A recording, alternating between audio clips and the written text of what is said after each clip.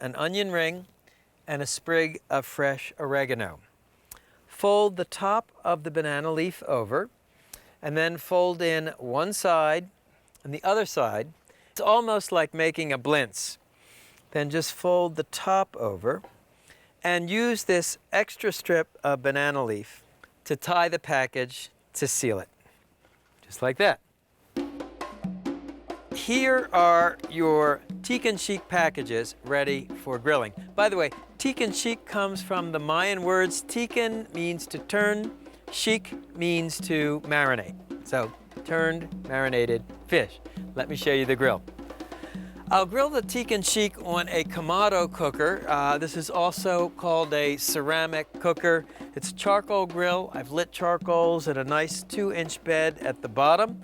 You want to preheat the grill to high and then do a quick brush of the grill grate. Dip a folded paper towel in oil to oil the grate. Normally you don't need to brush in oil when you're grilling in a leaf, but you can never be too sure.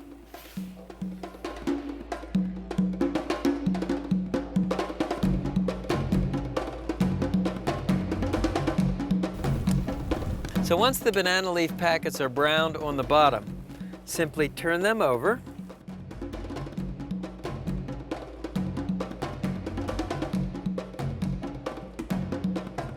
Well, the tikka chic look ready. You can see the banana leaves are well browned on both sides. But to be sure, what you can do is insert a metal skewer in the center of the fish.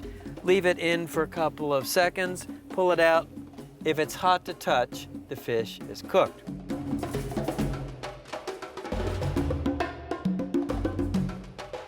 Here are our tikka chic snapper in banana leaf bundles.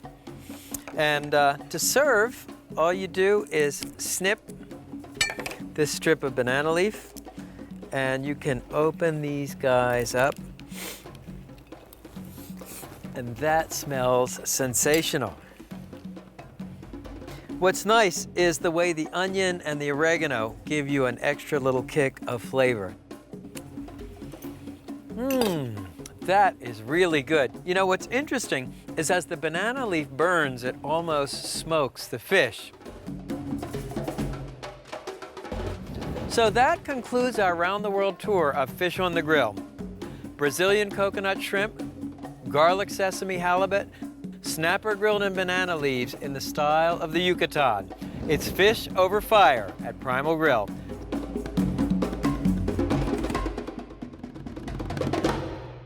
Okay, you ready? Sure. It's the singest. So there you have it. Oh, shoot. But to tell for sure, what you want to do is insert. I'm sorry. No, I'm sorry, that was very fake. So to get the.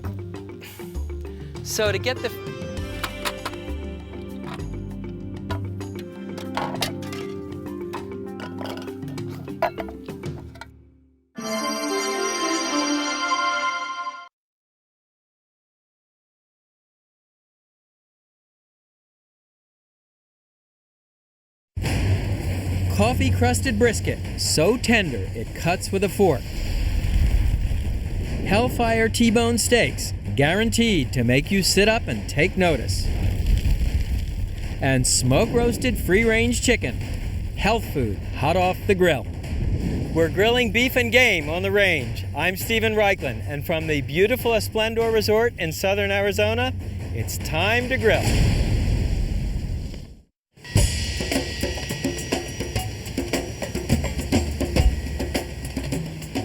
Grilling brings out the cowboy in all of us. After all, smoked brisket originated in Texas cattle country, and barbecue was brought to Missouri along the Chisholm Trail. Today's show is designed to make you at home on the range, or at least at home with the smoked and grilled foods of the range. Hellfire T-bone, coffee-crusted brisket, and a free-range chicken grilled with herb butter under the skin.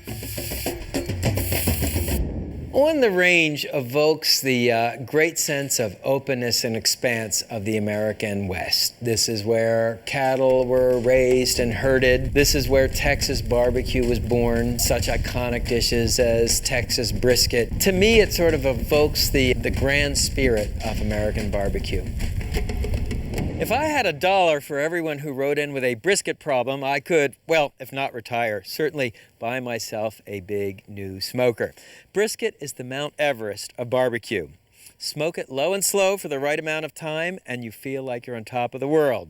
Rush the process or overcook the brisket, and you wind up with a mouthful of shoe leather. Today, I'm going to show you how to nail the perfect brisket for your family or for a crowd.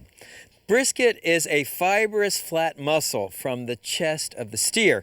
This is a whole brisket, sometimes it's called a packer brisket, and it consists of 3 parts. The deckle, this fatty but very tasty portion on top, a flat, which is located underneath this cap of fat, and finally the point, which is located at the end. This is a trimmed brisket flat. It's what you're likely to find in the supermarket. There are 2 schools of thought about trimming brisket. I adhere to the less is more school. That is, I trim off very little fat, leave most of it on the brisket. The idea is, as the brisket cooks, the melting fat will baste the meat and keep it moist. Now the rub. In keeping with our home on the range theme, the rub starts with coffee. Then we'll add an unexpected ingredient, cocoa powder, salt, pepper, paprika, brown sugar, ground coriander, ground cumin, onion powder, and garlic powder. And I like to mix the ingredients for the rub with my fingers. That way you can break up any lumps that may be in the brown sugar. What's the deal with the coffee and cocoa? Well, they have a pleasantly earthy, bitter flavor that goes really nicely with the meat. Now, apply the rub. What you do is you just sprinkle it on top of the brisket.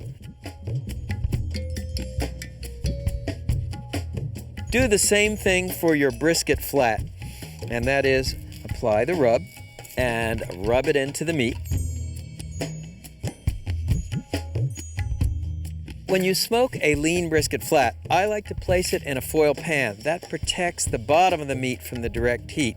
And another way you can keep it from drying out is to drape the top with strips of bacon. Of course, this adds an extra layer of flavor. You can cook the brisket right away. If you cure it overnight with the seasonings, the flavor will be all that much richer. Let me show you the smoker. This is called a horizontal barrel smoker. It originated in Texas and Oklahoma. It's the home-size version of the big rigs the pros use on the professional barbecue circuit. Consists of 2 parts. This is the cooking chamber. And back here, this is the firebox. This is where the heat is actually generated. What you do is light a couple of chimneys of charcoal.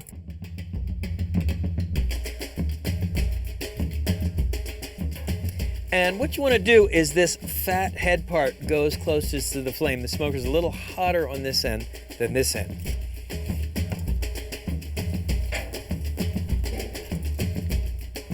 And I'll put on the smaller brisket as well. So this one will be ready in about 5 hours. We'll have it for lunch. This one, about 12 hours, we'll have it for dinner. Close the smoke chamber. And the last step is to add the wood chunks. They've been soaked in water for about an hour so that they smolder rather than burn.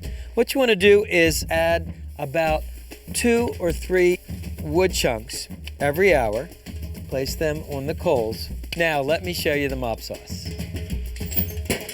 A mop sauce is a bit different than a barbecue sauce. First of all, it's thin. Second of all, it contains little or no sugar. Starts with dry red wine, then orange juice, balsamic vinegar, coffee to reinforce the coffee, that was in our brisket rub. Worcestershire sauce, salt, freshly ground black pepper, and your favorite hot sauce. Whisk the ingredients together until the salt crystals dissolve.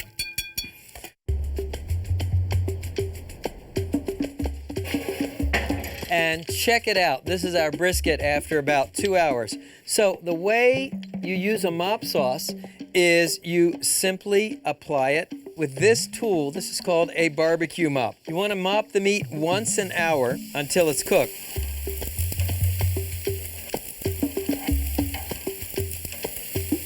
We'll continue cooking the briskets.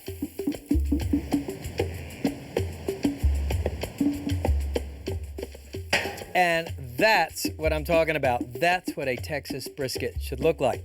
Looks done. You can see it's reduced in weight almost by about 40%. But the way you check for sure is use an instant read meat thermometer. Insert it into the thickest part of the brisket. You want to be at 195 degrees. Bingo, we're right on the money.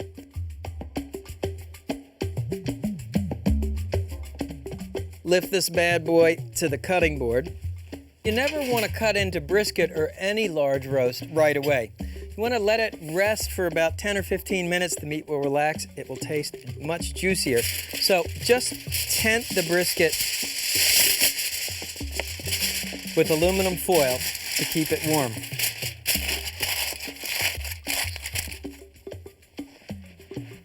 And here's the smaller brisket flat.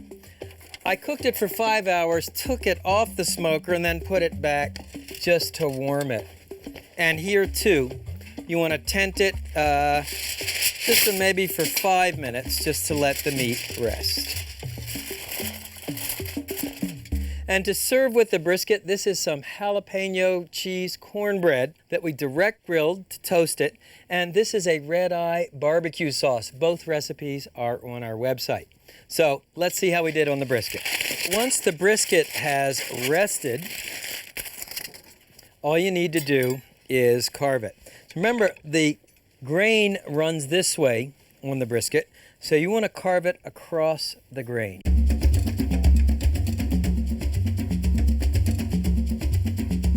I like to put the sauce on the side of the meat so you can appreciate the spice and smoke flavors first before you taste the sauce.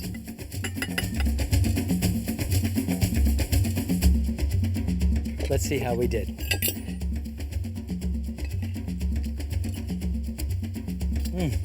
That brisket melts in your mouth. And the funny thing about the coffee, you don't really taste it as coffee, but there's a layer of flavor that's different than a standard salt and pepper brisket. So now you know the secret of nailing the perfect brisket.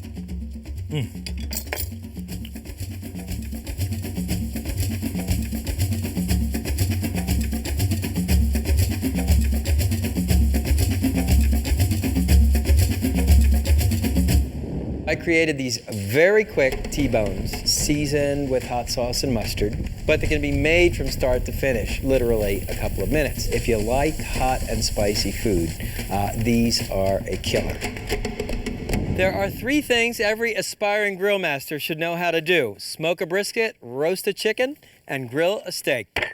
The latter isn't complicated, but you do need to know a little about anatomy and physics. Here's a steak that's guaranteed to make you sit up and take notice. I call it a Hellfire T-bone. The first step is to pick an intrinsically tender steak, like a New York strip or a filet mignon. There happens to be a cut that includes both, the mighty T-bone. Now, this is your New York strip.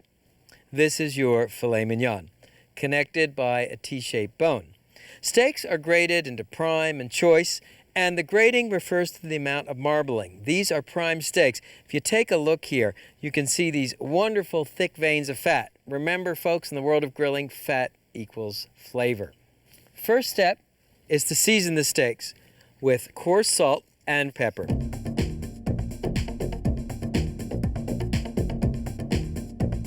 Now comes the hellfire part. Brush the tops of the steaks with your favorite hot sauce.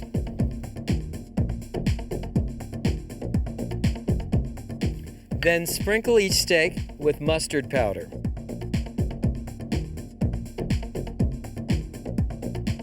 Finally, you can pat the ingredients into the meat with a fork. That helps the spices penetrate the meat more easily.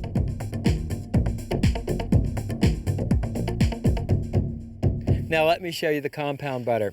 It starts with chopped chipotle chilies. Chipotles are smoked jalapenos. Finely chopped fresh cilantro and salt and pepper. Cream these ingredients together with a wooden spoon until blended. Then what you want to do is transfer the butter onto parchment paper. Roll it up into sort of what resembles a Tootsie Roll. Just like that. Roll it into a cylinder, and then you twist the ends. What you're going to do is freeze this compound butter and then cut off slices, put them on top of the steaks. That's another secret to making a great steak, to anoint it with some sort of fat, butter or olive oil. With our Hellfire T-bones, how about a vegetable? Jalapeno poppers. So what you do to make a jalapeno popper is you cut the top off the jalapeno, and then using a paring knife, you take out the pith and seeds. The seeds are the hottest part of the jalapeno. That's not why I'm discarding them. I'm discarding them to make room for the filling.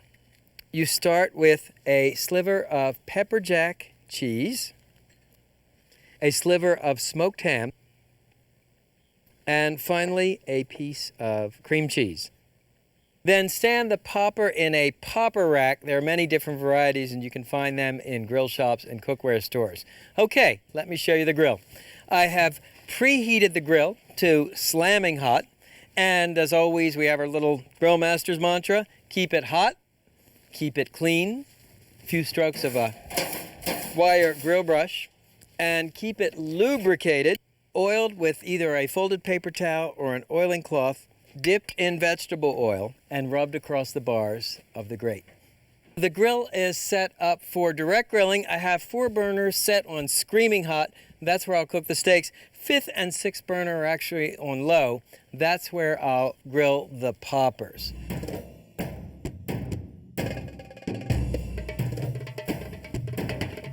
You want to arrange the steaks on the hot oiled grill grate.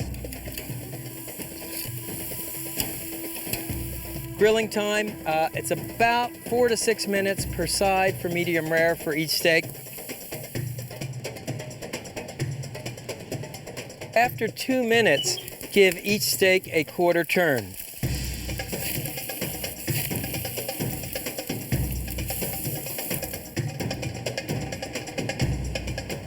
How do you know when it's time to turn the steaks? Well, the blood will actually purl up on the top of the steak. Once you see it, turn each steak over. And look at those killer grill marks. All right, and let's see where we are here. You can see, gently yielding. So we are done.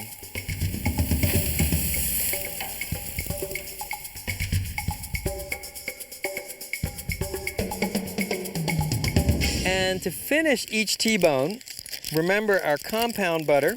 It's been frozen, so all you do is unroll it and cut off a disc of that chipotle butter. This is one of the constants on the world's barbecue trail and one of the secrets to a great steak. Anoint it with some sort of fat. For example, in Italy, they drizzle a bistecca alla Fiorentina with extra virgin olive oil. Peter Luger's in New York adds a spoonful of melted beef fat. So let's see how we did. I'll cut off the filet mignon portion here. And you can see it's an absolutely perfect medium rare. Now a popper. I call this paradise on a plate. The mustard, hot sauce, and chipotles give this guy a triple blast of heat. And the jalapenos, that cheese and ham really does a nice smoke thing. So there you have it, Hellfire T-bone with jalapeno poppers, because some people like it hot.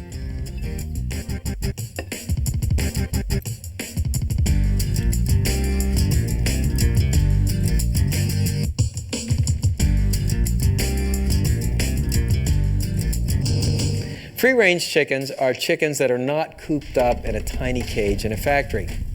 They're allowed to walk around, peck in the grass, and they're just healthier, meatier, more flavorful chickens. You know, I'm always amazed how much tastier chickens are when they're raised on the farm, not in a factory. Here's a free-range chicken with a stuffing that might surprise you. What makes this chicken so supernaturally succulent is that it's stuffed with garlic herb butter under the skin. The first step is to tunnel your finger under the skin and loosen it from the breast. Start with one finger, then work in 2 fingers, and eventually your whole hand. The idea is you want to loosen the skin from the meat without tearing it. Now, once you've loosened the skin from the breast, slide your finger under and loosen the skin from the thigh.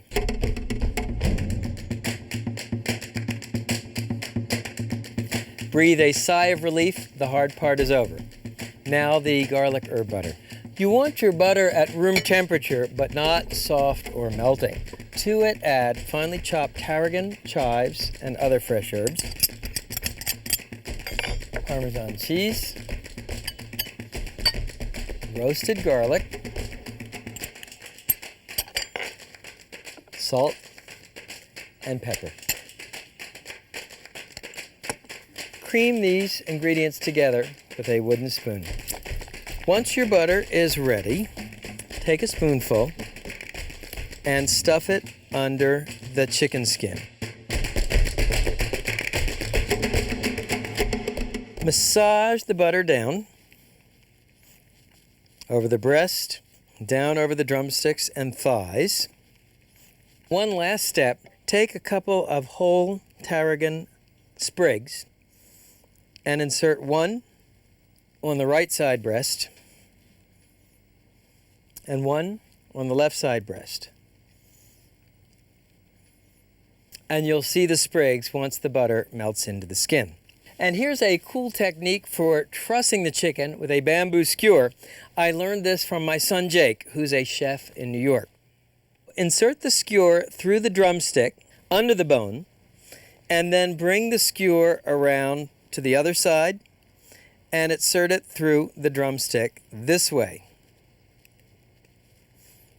Now cross the legs over, one over the other, and push the skewer through the bottom of the chicken. Break off the top. Here's your chicken ready for roasting. I'll just keep it on ice while I show you the wood and how to set up the grill.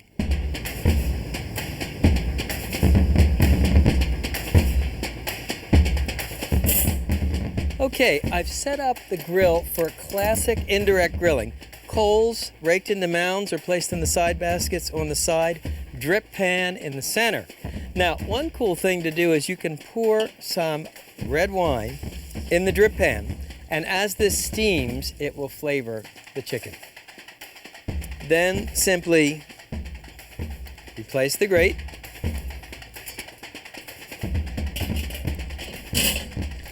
Place the chicken on the grate directly over the drip pan between the mounds of coals.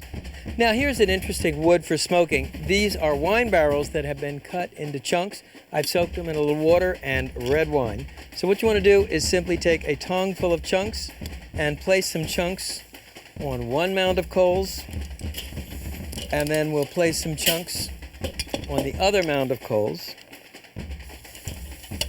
So you'll get a smoke that has both oak flavor and wine flavor.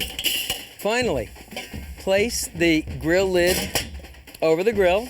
Situate the vent so it's between the mounds of coals. That will enable the smoke to be drawn evenly over the chicken.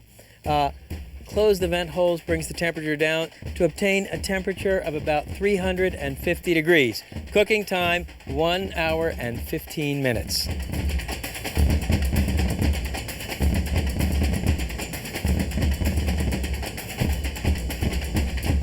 Okay, so the chicken should be done. And check it out. It looks beautiful. Looks done to me. 3 tests. Number 1, you can wiggle the drumstick easily. Number 2, you could prick the thigh and the juices will run clear. But the safest, most predictable way is to use your instant read meat thermometer. Insert it into the deepest part of the thigh but not touching the bone. You're looking for 165 degrees. Right on the money. Transfer the chicken to a platter, and I've lined this platter with tarragon leaves, which will reinforce the flavor. And then what you want to do is remember to pull out the trussing skewer, and you never serve a chicken or a roast hot off the grill. You always want to tent it with aluminum foil for a few minutes to let the meat rest. That way it will be juicier.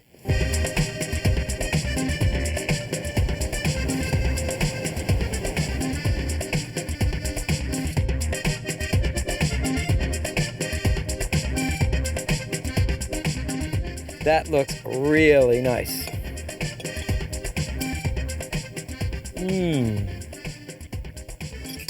You know, when you put the butter, the garlic, the herbs under the skin, they really penetrate the meat. So there you have it.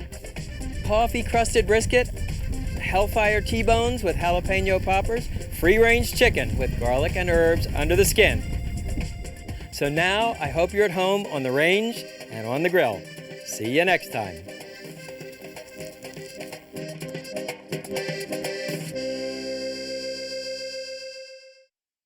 Barbecue was brought to Missouri along the Chisholm Trail. Sorry. You know, I've always been amazed how much tastier our chickens... Sorry. There are 3 things every The latter isn't complicated, but you do need to know a little about anatomy and physics. So there you have it. Coffee... Sorry. I took too big a bite. Are you in?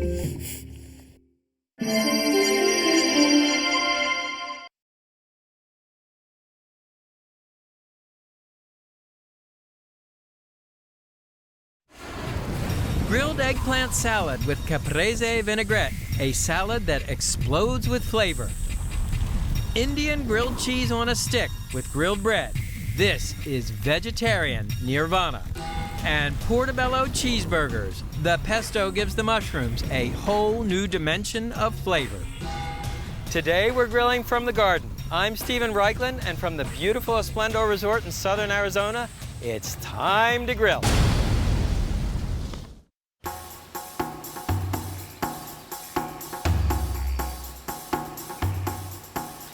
I love grilled meats as much as the next guy, but I also love the vibrant flavor of vegetables on the grill.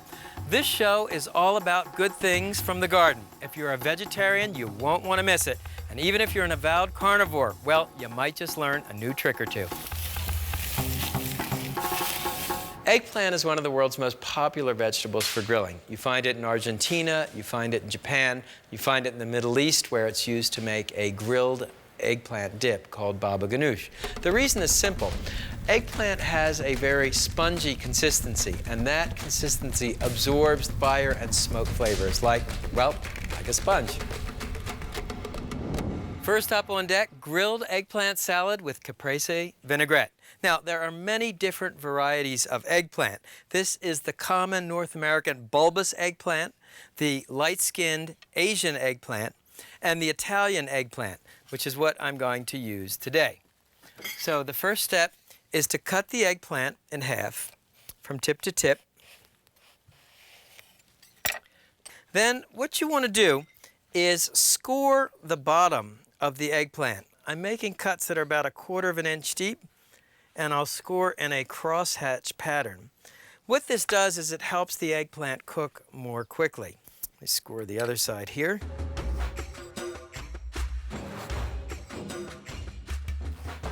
Next step, season the eggplants. So what you want to do is brush the top of each eggplant with some extra virgin olive oil.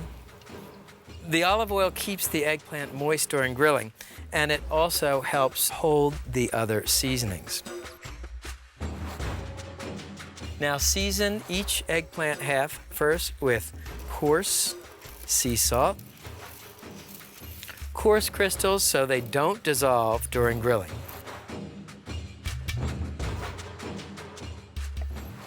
Then freshly ground black pepper,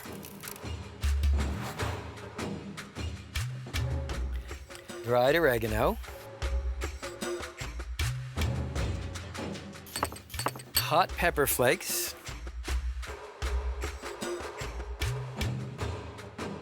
then finely chopped garlic, and last, finely chopped parsley. And you notice I kept a damp paper towel on the parsley to keep it fresh until using. Those are the basic seasonings, and you can just drizzle the eggplants with a little bit more extra virgin olive oil. I wouldn't use the brush here because it would wipe off all the seasonings. Okay, so we'll just let the eggplants marinate a little bit. Now let me show you something really cool. The other main ingredient in the salad is smoked mozzarella. Of course, you can buy smoked mozzarella, but I thought it would be fun to show you how to smoke your own.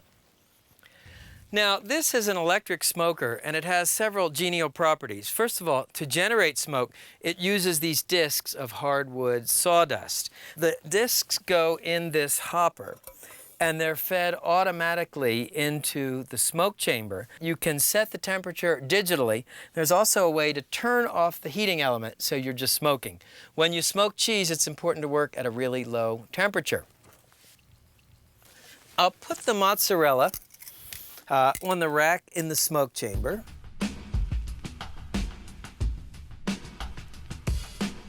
These mozzarellas have been smoking about 1 hour.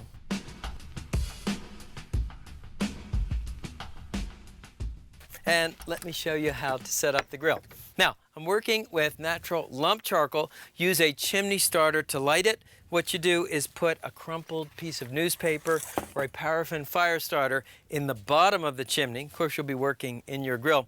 The beauty of a chimney starter, the vertical shape funnels the heat upright so that you get clean, even ignition in about 20 minutes. Now, I've set the grill up for classic two-zone grilling. What that means is coals raked in a single layer over 2/3 of the grill. That's my grilling area. 1/3 of the grill coal-free. That's the safety zone. So if the eggplant starts to cook too quickly or burn, you can move it there. And as always, when direct grilling, you want to keep it hot. We keep it clean with a stiff wire brush run across the grill grates. And you want to keep it lubricated. And here is a cool trick I learned in Israel. Spear a half an onion on a carving fork, dip it in oil, and use it to oil the grill grate. Israelis swear that this gives you a subtle onion flavor. Okay, so just put the eggplants on the grill. Start cut side down. So how did the eggplant get its name? Well, one of the first varieties of eggplant was the albino eggplant, still available, by the way, and it really did look like an egg.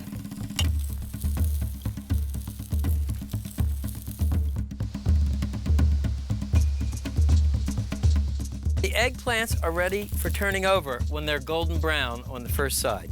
So all you do is just turn each eggplant over. And thanks to the scoring you did on the bottom, the heat and smoke will penetrate through to the eggplant flesh. I'll show you one other thing, by the way. You can see the eggplants, the fire is hotter in the center, that makes sense. So if you want, all you need to do is sort of rotate the inside eggplants to the outside. You can give the eggplants that were on the outside a little bit more time. The idea is to wind up with a uniform brown color on each eggplant. Cooking time on this side is going to be another 5 to 8 minutes. And if the eggplants start to cook too quickly, just move them forwards towards the safety zone. So while we're finishing up on the eggplant, let me show you how to make the salad. The dressing is a sort of deconstructed caprese salad. It starts with diced tomato, diced smoked mozzarella cheese,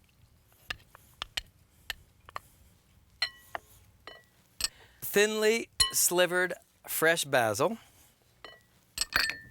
freshly squeezed lemon juice, and I squeeze it between my fingers to catch any seeds. Coarse salt and freshly ground black pepper. Just finish the salad up with a drizzle of extra virgin olive oil. And combine these ingredients. Salsa Italian style. Okay, so the eggplants are ready. How do you know? Well, first of all, they feel soft. You can also see the juices bubbling in one corner. So let's take off the eggplant.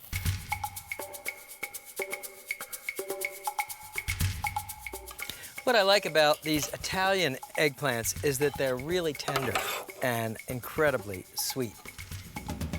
Okay, so let me show you how to put this together. Here's the grilled eggplant, and what you want to do is just spoon some of the smoked mozzarella caprese over the eggplant. Very light, very fresh. And then if you have a couple of sprigs of basil, you can just put a little basil in the center.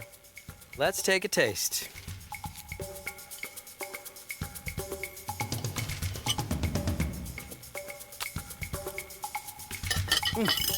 Nice. There's really a lot of flavor going on here. You have the heat of the hot pepper flakes, the cool succulence of the tomato, the charred eggplant, the smoky cheese. Sometimes the best way to enjoy a vegetable fresh from the garden is to put it on the grill.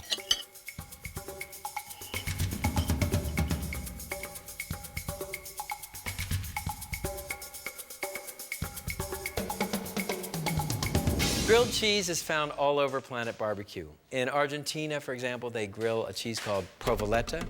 It's sort of a provolone-like cheese. In Greece, they grill a cheese called saganaki, a crisp white cheese. And in India, they grill a cheese called paneer. A vegetarian at a typical American barbecue is like a fish out of water. Not so in India, where there are probably more vegetarians than there are people in the United States. Our next stop is New Delhi, epicenter of Indian barbecue. I like to think of this dish as grilled cheese on a stick. The main ingredient for this dish is an Indian cheese called paneer. It's a mild, firm cheese made out of cow's milk. You can order it by mail, or you could alternatively use queso blanco or Greek halloumi cheese. You want a cheese that's fairly firm so it won't melt on the grill. Next, the pepper. In India, bell peppers are a little spicier than ours, so I recommend using a poblano chili. It's a little bit like a turbocharged green pepper. Next, the onion. Red onion cut in half and then in thirds. I'll show you how to make segments. Now, let me show you how to put the kebab together. Ingredient number one, a slice of chili. Notice I'm working on a flat metal skewer. This is important because it keeps the ingredients from spinning when you cook the kebabs. A half of a plum tomato, and finally your paneer cheese. And just keep building the kebabs. For me, it's very important to work in the same pattern. There are our vegetable and cheese kebabs. Next, the marinade. Start with melted butter, and to it add chopped fresh cilantro, finely chopped garlic, chopped fresh ginger, turmeric, and a pinch of salt. Whisk these ingredients together and sizzle on the fire for a couple of minutes.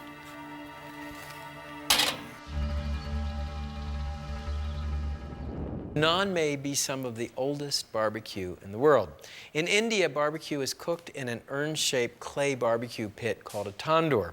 Tandoors have been found that date back 5,000 years.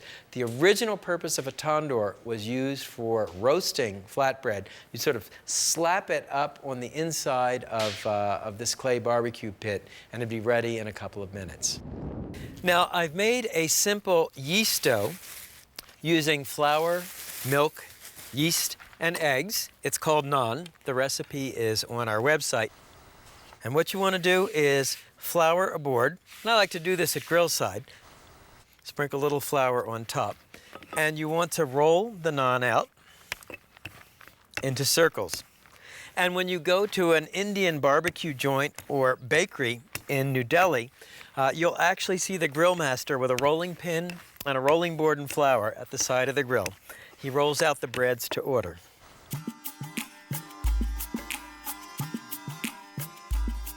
I've set up the grill for direct grilling. This side is preheated, screaming hot for the kebabs. First, let's put on our grilled cheese kebabs.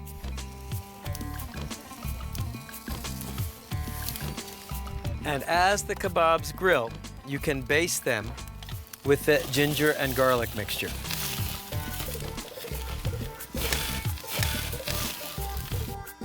Now for the Indian flatbreads, brush each bread on the top with melted butter.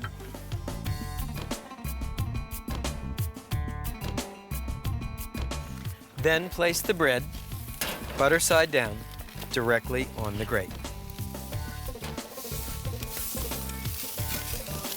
And as the breads grill, brush them with melted butter on the top.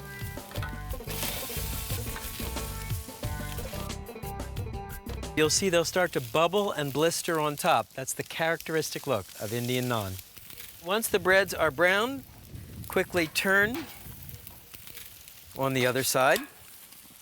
I did this little rotation because the grill's hotter on this side than this side.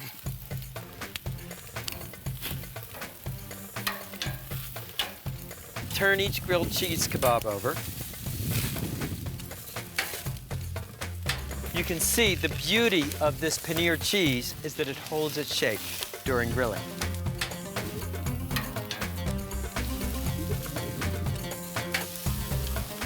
And in India, as in the United States, they love bread with butter.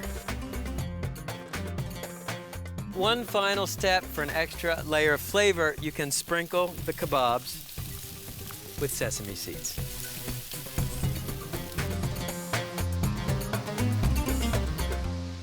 So once your grilled cheese kebabs are cooked, transfer them to a platter. Grilled cheese kebabs with Indian flatbread. It's a new vegetarian tradition.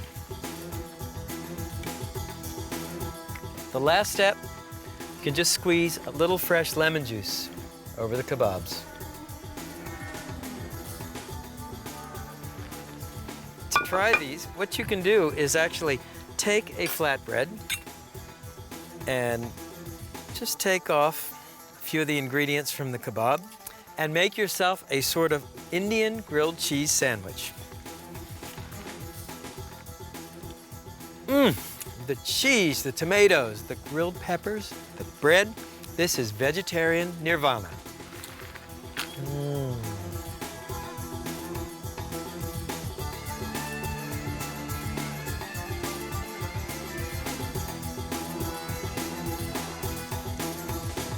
Portobello mushrooms are great for grilling. First of all, very broad cap with deep gills, so the portobello absorbs all those fire and smoke flavors. It also looks a bit like a burger or a steak, so it makes a great vegetarian alternative to grilled meat. To judge from your emails, you love portobello mushrooms, especially on the grill. You might think of our last dish as a cheeseburger with a twist. The burger is actually a portobello mushroom marinated in pesto. The portobello mushroom is the largest mushroom available at the market. And what you do is first clean the cap with a damp paper towel. Next, using a paring knife, cut the stem off flush with the cap. Now, to add extra flavor and reinforce the pesto idea, make a series of holes in the gill side of the cap. In some of the holes, place slivers of Pecorino Romano cheese. In other of the holes, place slivers of garlic. Then pine nuts. Finally, Take a couple of basil leaves, roll them up into a tight tube, make another hole, and insert the basil leaves in the portobello mushroom cap. Next, the pesto. It starts with basil and coarsely chopped garlic, pine nuts, and pecorino romano cheese, exactly the same ingredients we use to stuff the mushroom caps. And whenever you're working in a food processor, brine the dry ingredients first, then add your liquid ingredients, extra virgin olive oil, and fresh lemon juice. And process these ingredients until smooth. And you just want to puree this to a smooth paste. Now take the pesto, pour 6 circles of pesto on the baking sheet.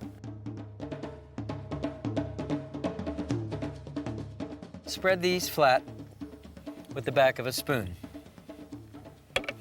Place 1 portobello mushroom on each circle. This is how you marinate both the top and bottom of the portobello.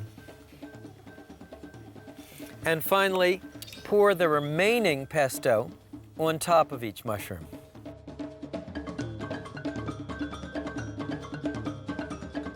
And spread it over the top of the portobello mushrooms.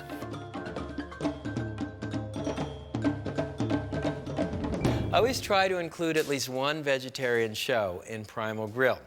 First of all, my wife and daughter were both vegetarians when I wrote my first barbecue book. Second of all, there are a lot of vegetarians out there. I think there's 7 or 8% of the American population is vegetarian. It's very important to bring vegetarians to the barbecue table. One last step, onion buns, which I'll brush lightly on both insides with extra virgin olive oil. Next, let me show you the grill. I've set up the grill for direct grilling. This side of the grill set on medium-high, this side on medium. The portobello mushrooms need a little bit more heat than the buns. Let's put on the mushrooms. Now you want to start grilling the mushrooms gill side down.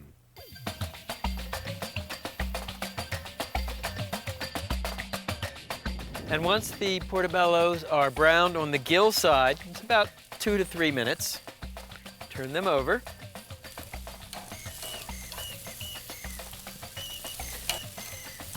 It smells very, very nice. And lay a slice of provolone cheese on top of each portobello mushroom. And the ambient heat of the grill will melt the cheese. And while the cheese is melting, don't forget to grill the buns. Grilling time on the buns is really quick. Don't forget the 10th commandment of great grilling, never desert your post.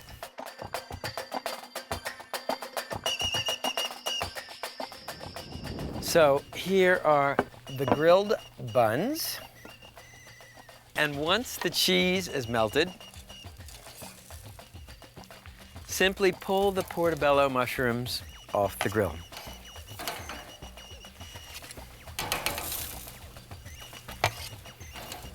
The easiest way to clean the grill after grilling is to burn off this marinade. Simply leave the grill set on high, close the lid, leave it burn for about 15 minutes, and then hit it with the grill brush one more time. Now let's assemble those portobello burgers. On top, place a portobello cheeseburger, a piece of lettuce, and the second bun on top.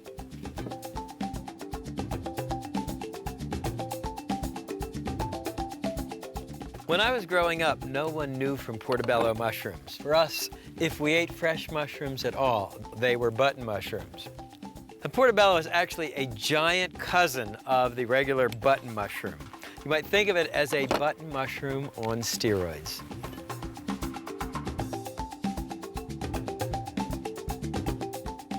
Let me build one for me. So again, the bun, the portobello mushroom burger, the lettuce leaf, and the bite.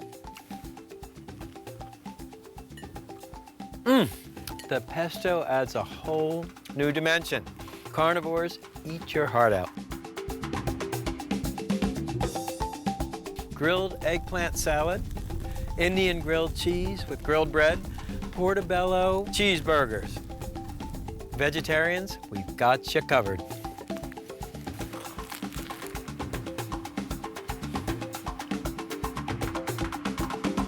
Don't get me wrong, I love grilled vegetables as...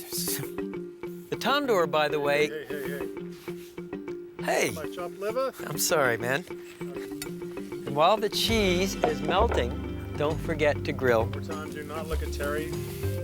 And while the cheese is melting... I'm sorry.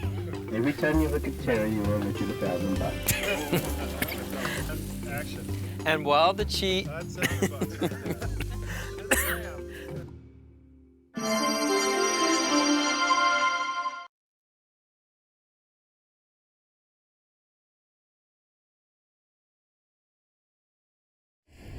Trout grilled in grape leaves. Great taste, and it won't stick to the grill grate.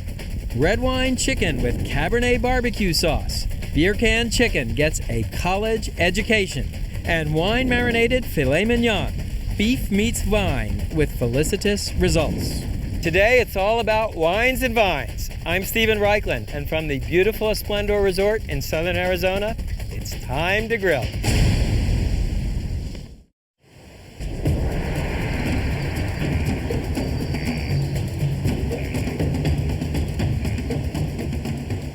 Reichland's rule states that if something tastes good baked, fried, or sautéed, it probably tastes even better grilled. The inspiration for the trout grilled in grape leaves was a Georgian dish called kolhida. And I'm talking about the Republic of Georgia now, not the state in the southeast of the United States.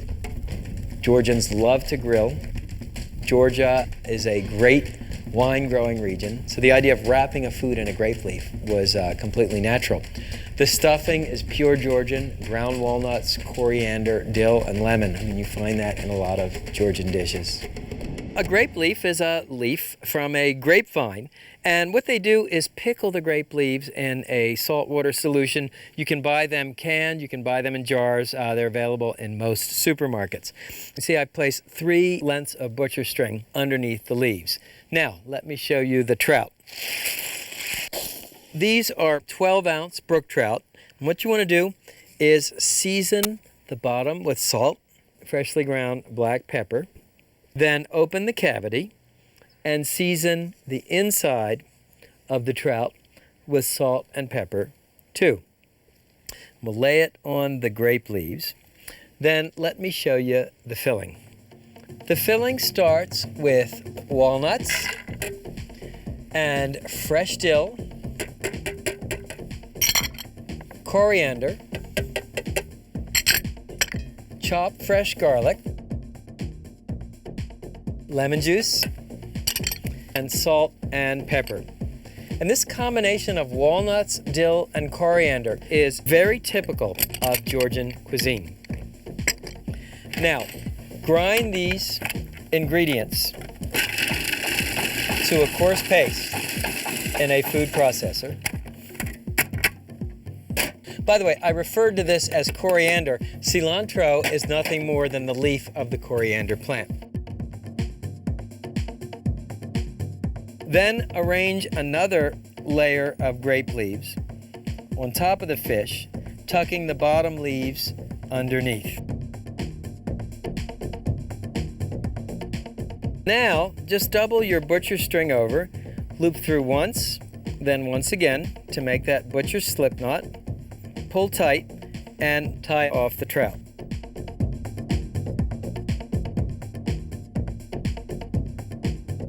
We'll cook the trout in a fish basket. You can see it has hinged wire panels. Oil the fish basket to keep the grape leaves from sticking. What you do, brush each trout with oil and place it in the fish basket.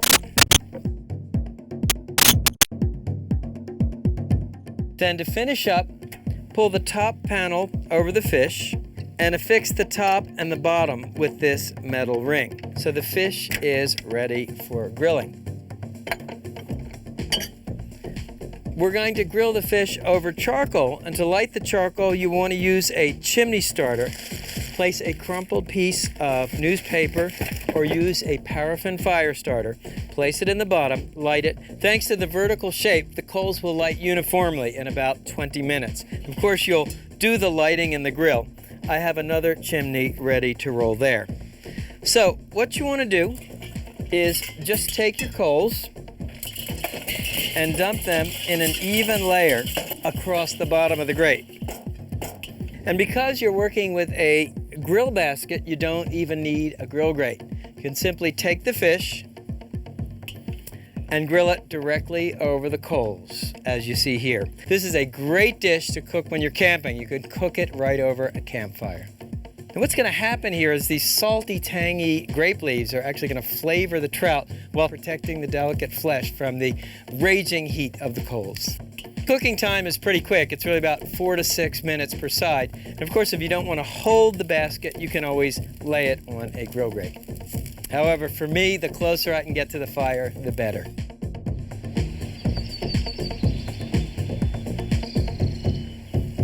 How do you know the trout is done? The grape leaves are nicely browned, and if you're in doubt, you can actually make a little slit in the back. Just check the meat to make sure it's white, it's no longer opaque.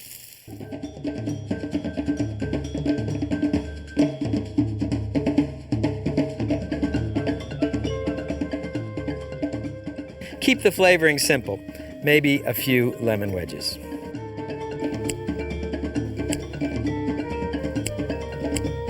So let's see how we did. We can squeeze a little lemon juice over it, cut into it, and look, it's perfectly cooked in the center.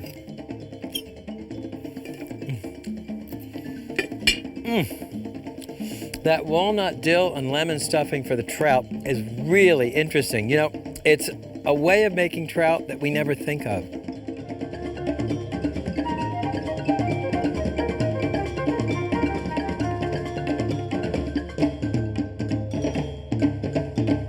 There is a venerable tradition of pairing red wine and chicken in France. In fact, one of the most famous dishes in the French repertoire is coq au vin, chicken marinated and cooked in red wine. So when I created this dish, I sort of think of it as coq au vin on a can.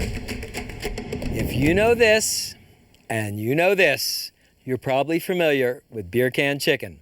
It's a guaranteed showstopper, and it's simply the best way I know to cook chicken. Well, here's what happens if a beer can chicken crosses the road into California's wine country. It will give you a whole new perspective on an American barbecue classic. First, the chicken. Start with a 4.5-pound roasting chicken and remove any pockets of fat that may be in the cavity. Next, the marinade. Start with 1 onion thinly sliced and add 2 cloves of garlic, thyme and bay leaf, extra virgin olive oil, salt, pepper, and dry red wine, like a Cabernet Sauvignon.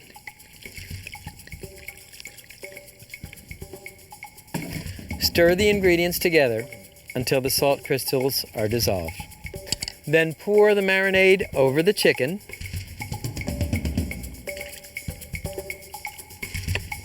And marinate it in the refrigerator for at least 4 hours, or as long as overnight. And here's one I marinated earlier. Note, you can do your marinating in a resealable plastic bag. Now, make a simple rub by combining equal parts kosher salt and herbe de Provence. That's a mixture of Provençal herbs, and the little purple things are lavender. This actually has a kind of a sweet floral flavor. And as always, I like to combine the ingredients for the rub with my fingers and break up any lumps. Okay, now the cool part. In traditional beer can chicken, you'd actually roast the bird on a beer can. And what we're going to do for our wine country chicken is fill a metal canister with red wine. And then you can put the lid on.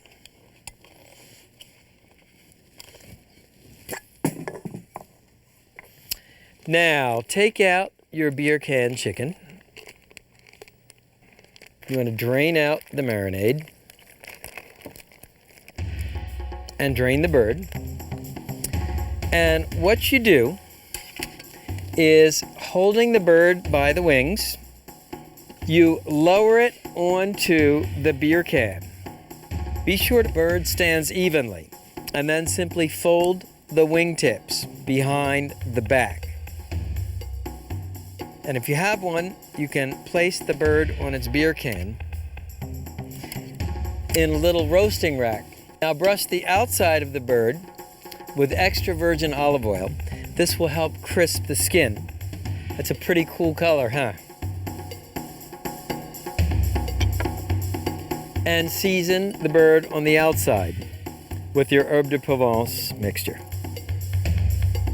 Let me show you how to set up the grill.